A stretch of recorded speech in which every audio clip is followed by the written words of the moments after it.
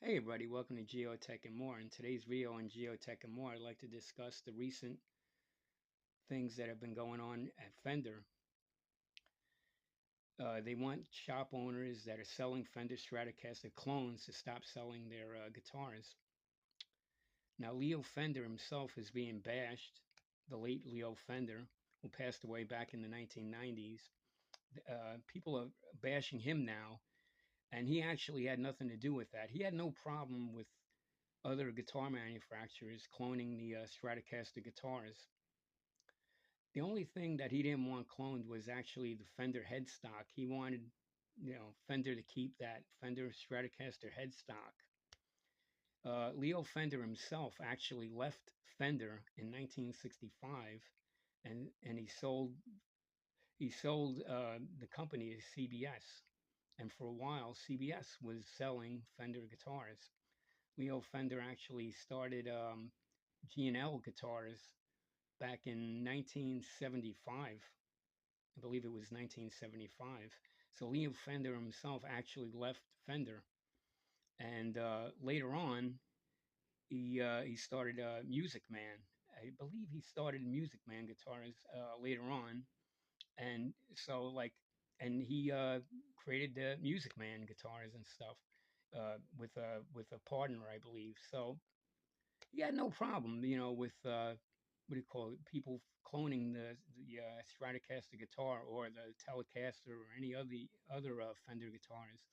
The only thing like I said, he had a problem with the headstock. If the clone, if somebody tried to copy the headstock, that's why you'll see a lot of the Fender clones. They have a slightly different headstock. I myself own a few precision-based clones that have a different headstock, but the body shape is the same as a Fender Precision guitar.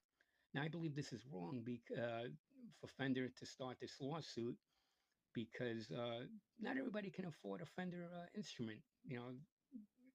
Parents do not want to commit to buying an expensive instrument for their kid, so they'll buy a cheaper clone.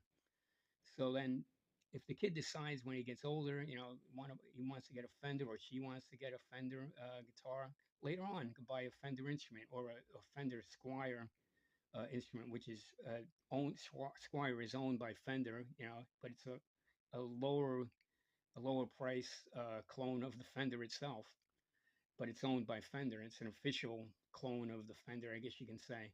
Um, I believe Fender is wrong with starting this lawsuit and stuff. So Fender, advice to you, Fender, don't do it. Stop this lawsuit against the clones.